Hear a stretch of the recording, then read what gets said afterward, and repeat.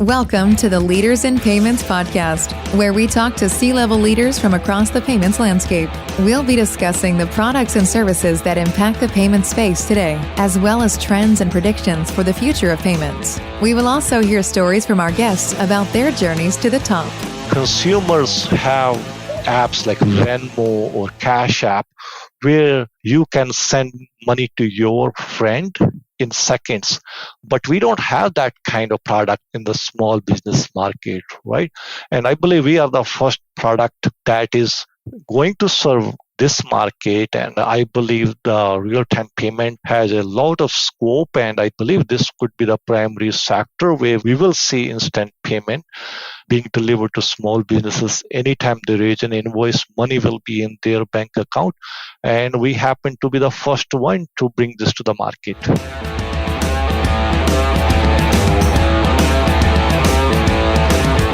That was Nick Chandi, CEO and co-founder of ForwardAI, and he is my special guest on this episode 224 of the Leaders in Payments podcast, and I'm your host, Greg Myers. Nick has a degree in engineering, but his passion is for vision, strategy, and execution, and all revolving around the world of payments. ForwardAI is a technology company with a truly distinct offering. Their core product, Precise API, connects to multiple accounting systems that function as the main control panel at any given business. With this integration, customers are able to push data and provide their accounting information to any one of their clients. They also offer a product called Forwardly that specifically targets the small business market for cash flow optimization. Nick and I talk about his journey to the role of CEO, including being the first company to go to market on behalf of small business B2B sector with instant payment options. We also talk about where he sees the industry going as it relates to cryptocurrency, blockchain, central bank issued digital currency, and much, much more. We've got a great episode ahead, so let's get started.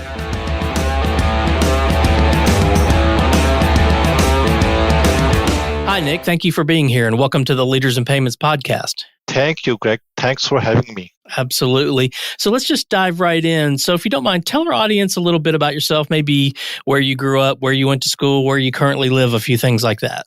Thank you. Yes, so I am the CEO and co-founder of ForwardAI. I currently live in Vancouver in Canada. And I was born and raised in India, but I came to Canada around 26 years ago. I went to a university here, University of Victoria, had some education in computers and IT, and I just live in this beautiful city in Vancouver today. Okay, great. Well, let's talk about the company, ForwardAI. So tell our audience what ForwardAI does. We are a technology company and we have two distinct products, and one is built on top of the other. Our core product is Precise API, in which we connect to multiple accounting systems that I call the main operating systems of a business, like a QuickBooks Online or Xero. So our technology connects to these accounting systems. We can pull data, we can push data, and we can provide that data to anyone, any bank, lender, or fintech. If you need to provide a business solution around payments or lending or underwriting, you can use our Precise API. And second solution we have is our Forwardly product. That is a kind of cash flow management solution built on top of our core Precise API. At the back end, we use the same integrations that we provide to our clients. And our Forwardly app, it's a kind of cash flow management app that allows small businesses to receive instant payment from their clients in the real time, currently using RTP and in the future using FedNow. Okay. So let's talk about the first product. And you mentioned a few verticals, banks, fintechs, and others. Is it built specifically for those verticals, or that just has naturally been who's been attracted to it? If I look back at my journey, Greg, I have been working in the accounting domain for over 20 years. And I had a successful exit in 2019. And that was a business that we built working with accountants and bookkeepers and building IT solutions for them, like building custom integrations with the QuickBooks or those kind of things. And after building that one, after selling that company, we got the opportunity to work with some banks and lenders during the PP, and we found that there's a need in the market where businesses need an easier way to share their data with the bank or lenders. And banks were also looking for, or lenders were also looking for a simpler and easier solutions where they can request access to the financial data of their clients right inside the main customer journey. So we saw a niche, and because we already had the knowledge and we already had the technology building these integrations, so we re-engineered our code and we provided the same solution as an API. So that solution is now today globally scalable, can meet local jurisdiction requirements in any country. And we have clients in US and UK, Australia, and New Zealand, those countries using our API solution. Okay.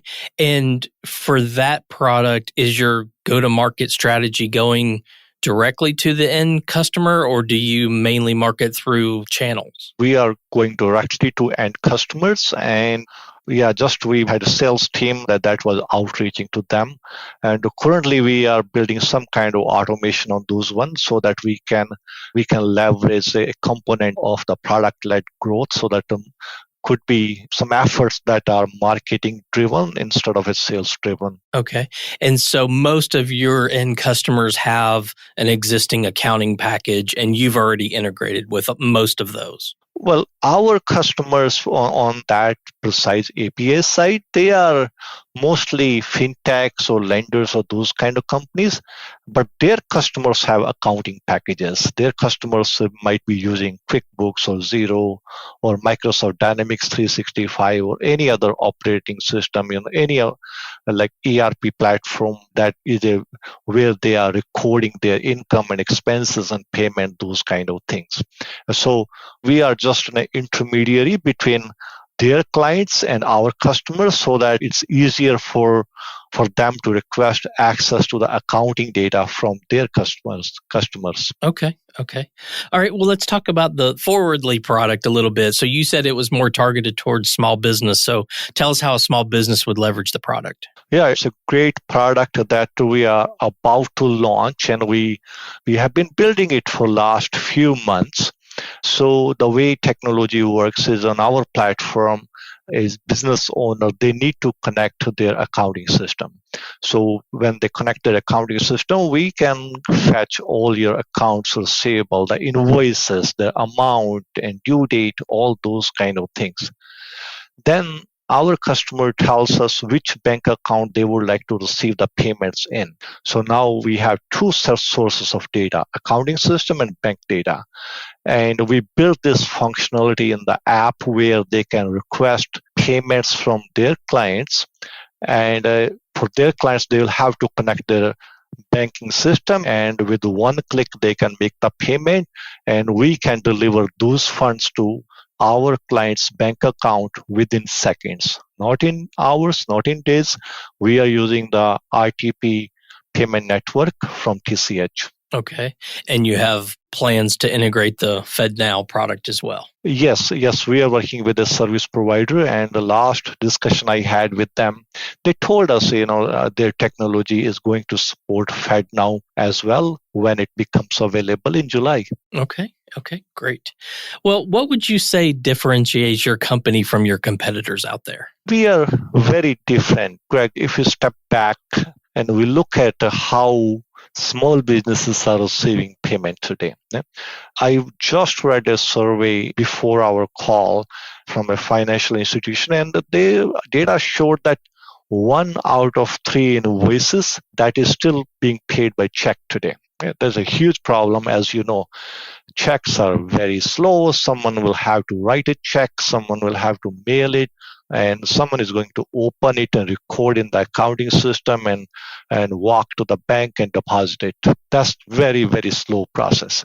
And on the other side, ACH, traditional ACH is taking 3 to 5 business days to arrive. Okay, and sometimes even longer if there are weekends and there are holidays and the date and time of the when you process the payment. So very, very slow process on the ACH side. Yeah, you can do 2 day or you can try to do same day, but that's a kind of banded kind of solution on top of the technology that is many decades old. And on the other side, the other third option that we see businesses have is credit cards.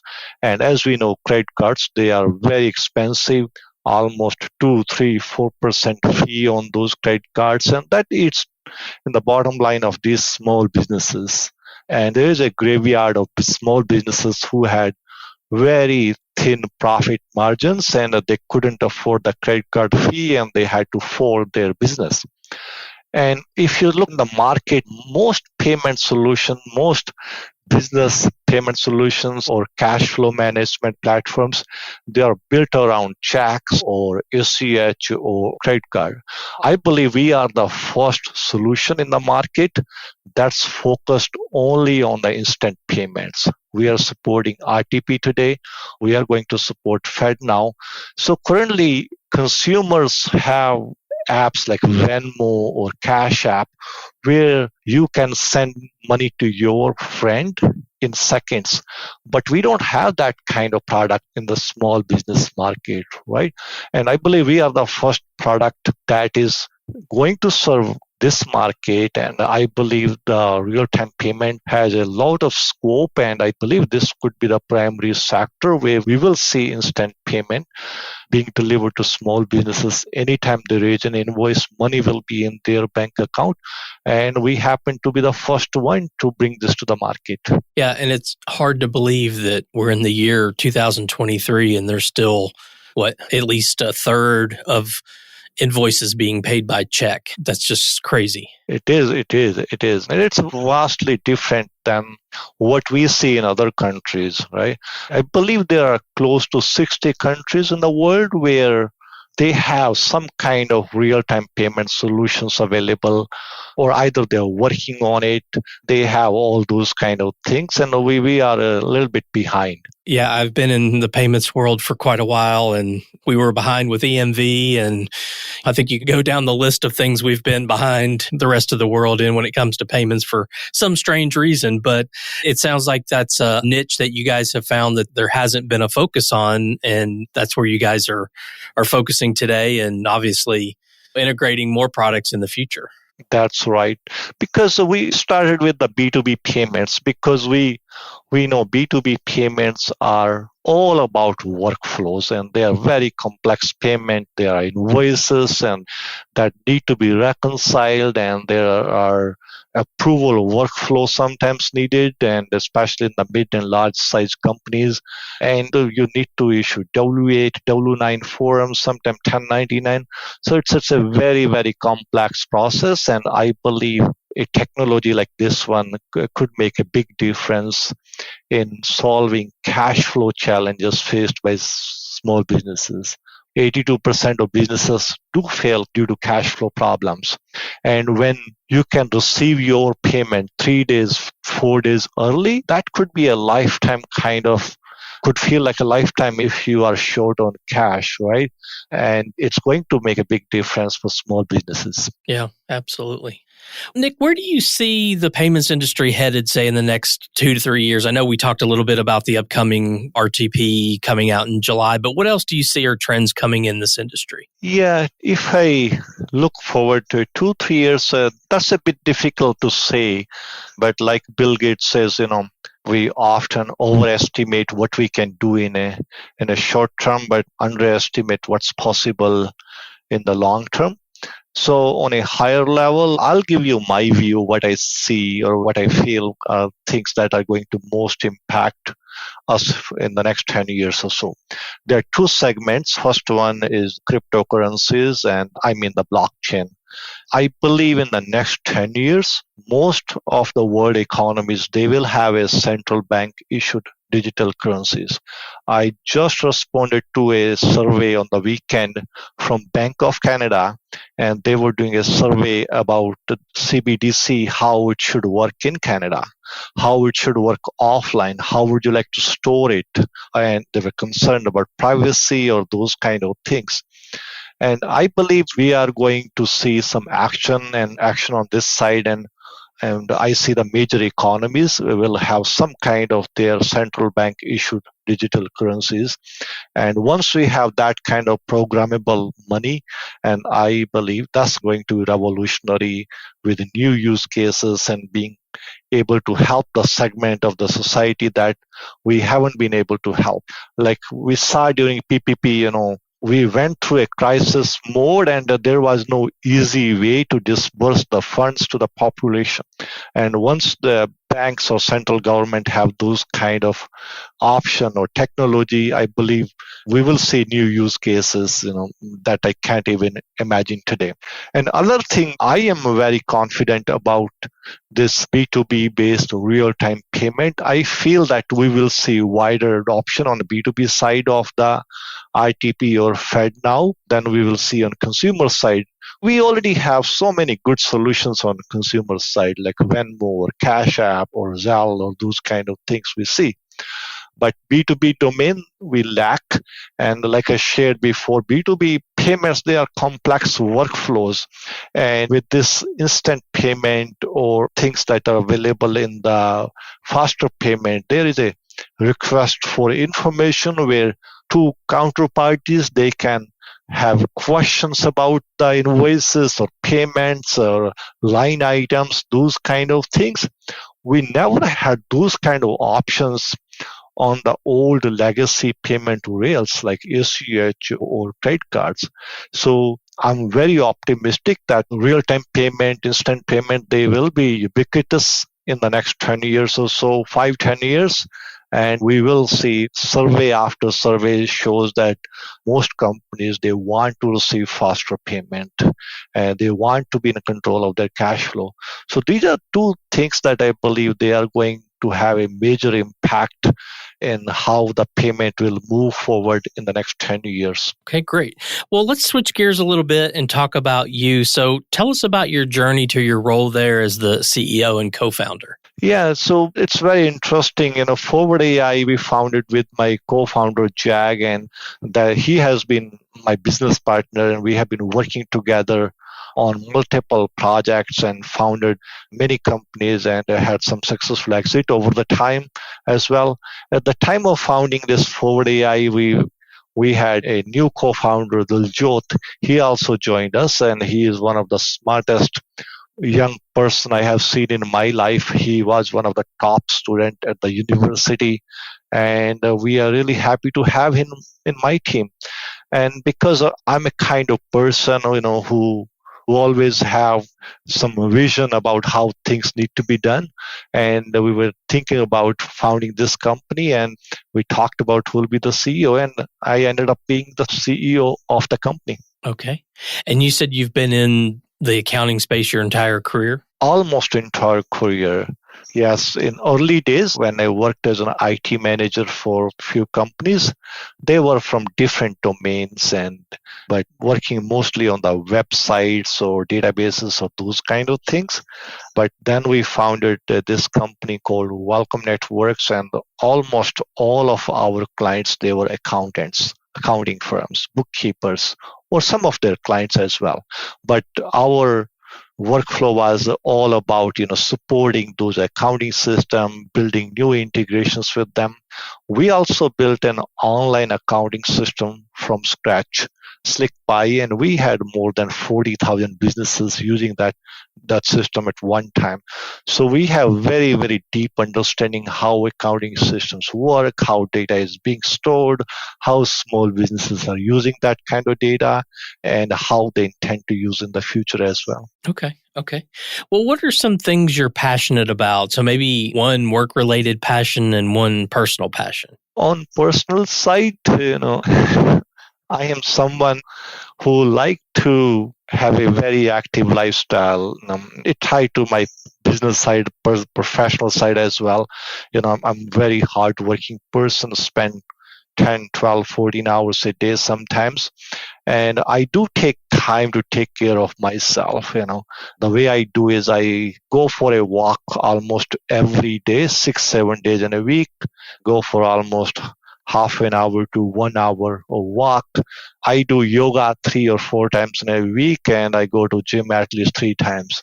So a pretty active lifestyle I try to live, because I know after long hours you are stressed and you are under a lot of tension, and you do need to engage into those kind of activities.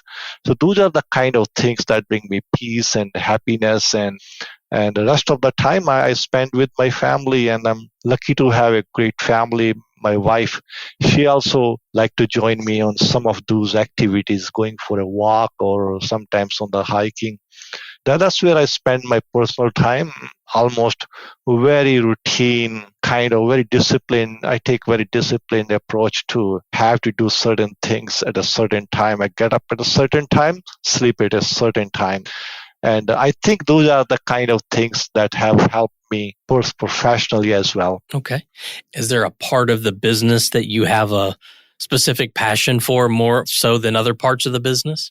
Yes, and like I shared, I am a kind of person who always like to think about how things need to be done, more like a visionary. Greg, you may not know that I graduated as an engineer, but that's not something I enjoyed, and I worked for a few years as an engineer, and then I switched to the MBA and I had my master's in business. And I'm glad I did it. And I would have been a terrible engineer. And recently I had to change a lock on my door, and I had to make 3 visits to the Home Depot. So you can see what kind of skill I have. But I am really good on the planning side and thinking about strategy and how the things need to be done, and kind of things that could make a difference, thinking about the new business models and how we can bring it to the market, those kind of things. Okay, great. So when you hire a new employee, whether it's at this company or others that you've hired people at, and especially within sort of the payments industry or fintech, what would you tell them when they come to your company? What should they do as someone maybe, younger, coming out of school, looking at payments or fintech as a career, and they come to you and say, "Hey, what advice could you give me to help me be successful?" What would you tell them? Right. So if you are a fresh graduate from a school, college, my advice will be, follow your passion. If you think the payment is a domain where you would like to build career, yes, go for it. And I believe payment is one of the most exciting domain today. There's so many things you can do it, and you can learn about those things online, listening to these kind of podcasts, reading blogs, and in fact, many colleges and universities today, they also offer fintech-oriented classes or courses. 6 months up to 1 year as well, I have seen. I just came across a Fintech 101 course that is being offered by Alex Johnson. You can do it in 4-6 weeks, and that needs only 3 or 5 hours of commitment. So if you would like to build your career in fintech domain or payment domain, let's look for those kind of courses. I'll be happy to share the link if anyone needs it. But those are the few things that could help anyone be successful when they are early in their career, But you need to be really hungry, and you need to be very curious to learn more and passionate about this is the line I want to follow. Okay? And I believe if you pay good attention and you make good efforts, and the future would be very bright in this domain. Yeah.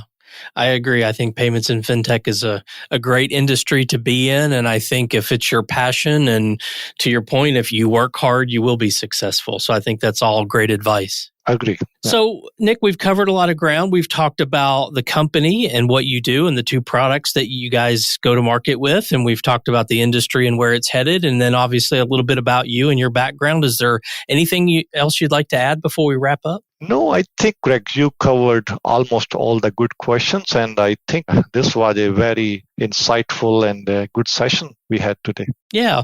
All right. Well, Nick, thank you so much for your time today. I know your time is very valuable, so I really appreciate you being here. Thanks for having me, Greg. Absolutely. And to all you listeners out there, I thank you for your time as well. And until the next story.